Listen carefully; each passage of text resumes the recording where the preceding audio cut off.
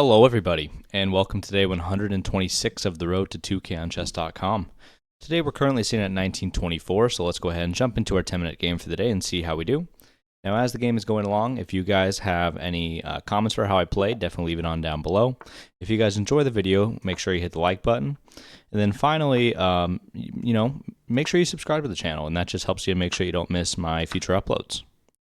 So, this is the Hillbilly attack of the Caro-Kann. It's a little bit of an offbeat one.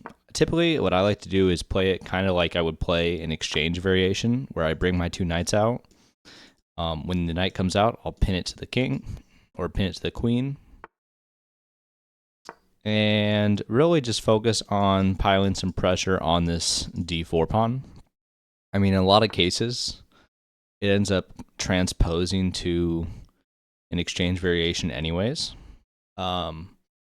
The important part, though, is that this pawn is always going to have two attackers. So what I'm going to do instead is I'm going to play e6, maybe bishop to d6, and then just slowly build for an attack. I do also potentially want to try and bring my queen into the attack somewhere, but I don't know where that would be yet. So let's continue with the plan. Bishop to d6. And we see c4. Now the idea of c4 is probably to play c5. If I take now, and bishop takes, I don't have a great move here, but I really don't want to allow them to push through and close the position, nor do I really want them to come through and chop here. If I take, I leave them with an IQP. And I don't think I actually mind that change in position for us. So bishop captures c4. I'm just going to go ahead and castle here. If they push, there's some tactics where if they capture back with the queen, we have bishop captures h2 check. But at this level, I would expect that people can see that and are going to play into that. Here, knight comes in, threatening to come here, threatening to come here. So what I'm going to do is I'm going to play a6 with the idea of playing b5. Bishop comes all the way back, blocks the pin.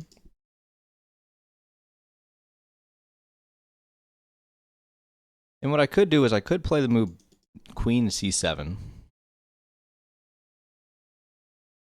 which I actually don't dislike. So let's play queen to c7, eyeing the h2 square.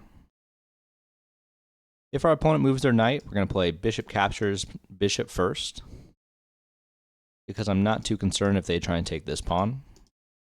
And what I'll probably do next is I'll play moves like rook f d8 to target this this pawn here. But with our opponent going back, let's maintain the pin with bishop to h5. Our opponent can still at any point go here.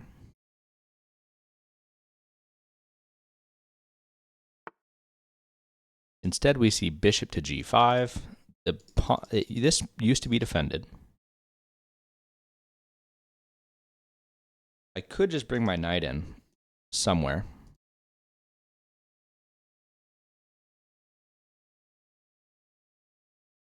If I go bishop takes, what do I want to do here? I mean, I have time. I've saved myself time in the opening for the... Doesn't happen super often, but it does happen occasionally. If I play knight to d5, knight takes, pawn takes, kind of kills my attack. If I play knight to d7,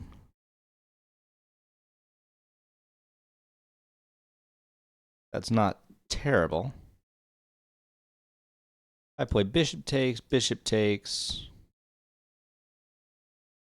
rook f d8, bishop takes, g takes. I am threatening knight takes pawn, and if queen takes, then we have bishop check.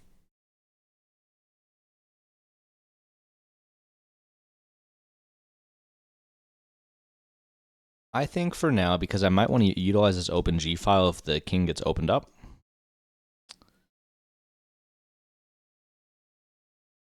Do I need to take this first, though? Because then this knight is under attack.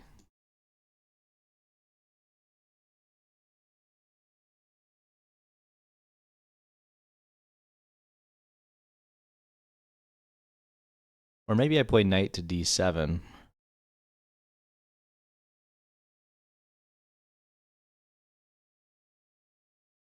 Huh. Big decision here.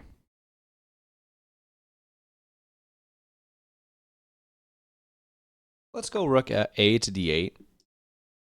Putting our rook on the same file as the queen. Our opponent can damage our pawns in front of the king. But then I do have bishop to g6, which just kind of defends everything. I expected that to some extent. Now, my idea is probably bishop captures knight.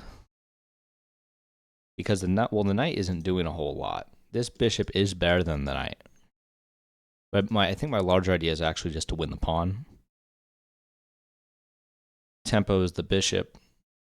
Threatens ideas on c2. And our opponent now doesn't have an infiltrating move. I mean, I guess they technically have knight to h4. So the queen comes over.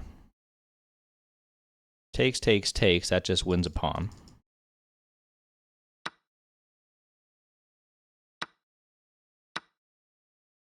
And I'm threatening the bishop. The rook can obviously come in. But that's not a concern either. If this knight moves and tries to attack, I'll probably just trade the queens.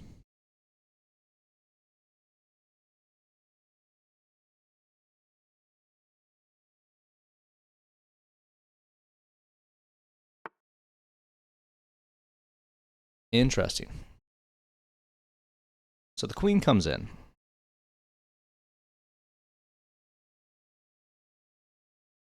The idea is to get something into the position quickly.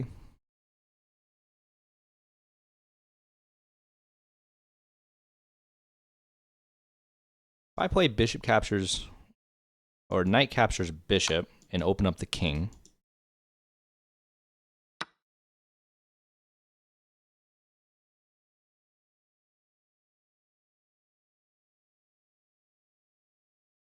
I probably need to hold on to this pawn.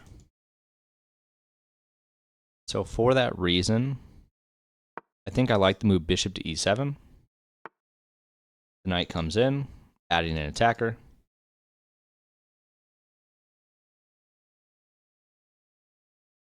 I think here it makes sense to play queen to e5, just defending.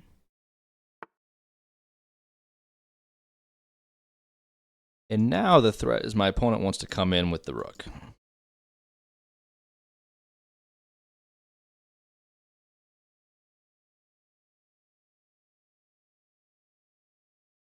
So if I play the move f5, the queen then sees here.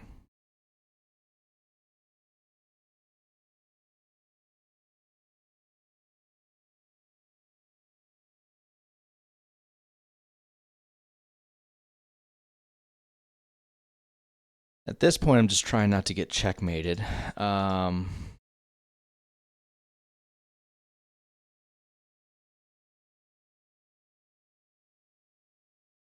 F5, knight here, bishop takes, queen takes, king h8.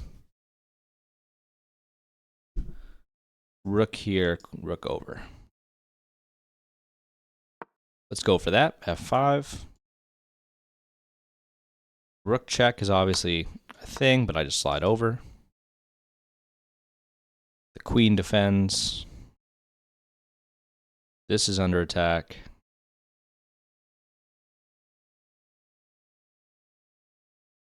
And after rook to g8, I think I'm technically doing fine in the position. But there's definitely some work to be done. So the rook comes in. I can't fully say I expected that. If I go queen takes, queen here. Maybe for now I just play rook to g8.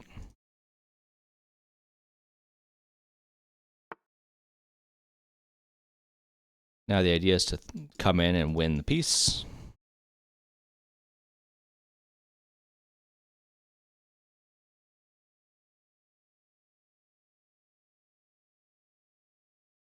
I think this is a free pawn. After queen takes h7.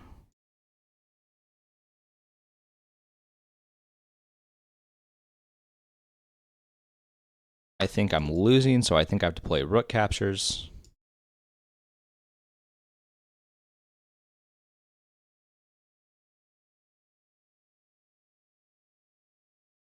Now, if queen captures here, once again, I'm in a little bit of trouble.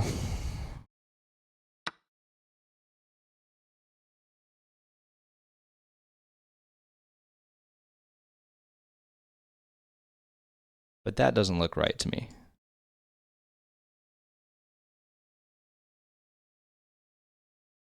If I go rook to g8 and queen to f8. Oh, that has take. So I'm going to go into this endgame. I'm going to go rook g8. I don't see the forced mate. If our opponent goes rook to h5, that blunders mate in 2.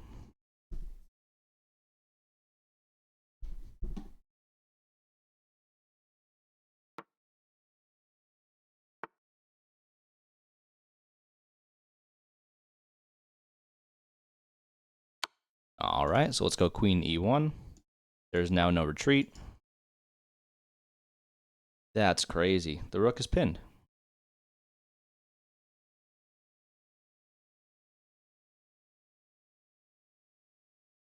I'm going to go rook captures g5. Expecting queen captures g5.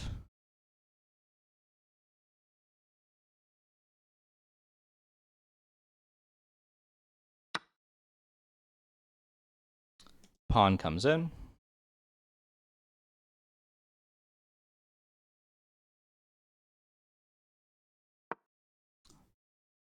I go queen to c. Oh, son of a bitch.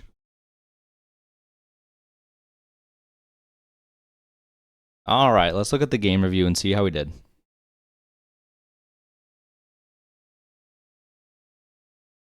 So our opponent played with an 86.6 and we played with an 81.2. I figured we were better for a good portion of that game, but we saw what happened in the end. So we got into a hillbilly attack, Carol Khan, where we brought our knights out, our bishop out, and really just played some solid developing chess. And I was pleased to see that d captures c4 is the correct move. Now, after bishop captures c4, castles, knight c3, and a6, we have a very slight advantage. It's not great for us. But after bishop e2, we played queen to c7, which gives up the advantage. Here, a move like rook c8, taking the open file after the knight moves, is probably going to be the best way to go about it. Instead, after queen c7, h3, bishop h5, and bishop to g5, I played rook a to d8. Now, I should have considered maybe rook f to d8 instead because I don't know where the second rook wants to go, but I was concerned about when my opponent opens up the king, am I going to have space to defend? Now, after bishop g5, rook a d8, bishop captures, g captures, the position is slightly better for us, so we did at least correctly evaluate that. Now, after queen c1, I went ahead and won a pawn. And after queen h6, knight captures f3, g captures f3, and bishop to e7. I've defended my position. It's tough for my opponent to create some kind of attack. And generally, I thought I was doing completely fine here. Now, knight e4, queen e5, king h1, and f5 is wrong. What I should have done here, it says they're threatening to win my queen, is I probably need to try and maybe just slide to the side with king to h8 and then play my rooks to the open file. Unfortunately, I didn't quite find that. So after f5, rook g1 check, king h8, and knight to g5, I'm forced to trade the bishop for the knight. Rook captures g5, and I played rook to g8, just preventing any checkmate. Now, rook a g1, rook captures g5 was incorrect. I think what I probably need to do here is I think I can actually even take this pawn over here on... Oh, guess I can't play it on b2. I think I need to defend the h7 pawn. As to how I actually do that appropriately, I'm not entirely sure. I suppose maybe a move like f6 to kick away the rook. I have no idea what to do here. Very, very sharp position. So there's only two moves that hold the advantage here is the move rook to g6 and rook captures g5, which are the two that I played. So after rook captures g5, and rook to g8, the position is completely even. Here it says I had the opportunity to take a free pawn with queen captures b2 because there is no mate threat yet. Instead, after rook g8, h4, queen e1 check, king g2, and rook captures g5, it's an even endgame. And what I missed here is I just missed that queen to f8 is checkmate. So what I probably need to do here is play the move maybe queen to b4, or I need to play any move where I can interpose, but I don't see another move that actually defends for some reason. So I don't know what it wanted me to do. Oh, king to g8. And there's no actual threat of them taking on h7 because my king is here. So, unfortunately, we do something stupid. We just completely blunder a mate in 1, queen f8 checkmate, and we do drop down to 1916. So on that note, I will go ahead and see you guys on the next episode.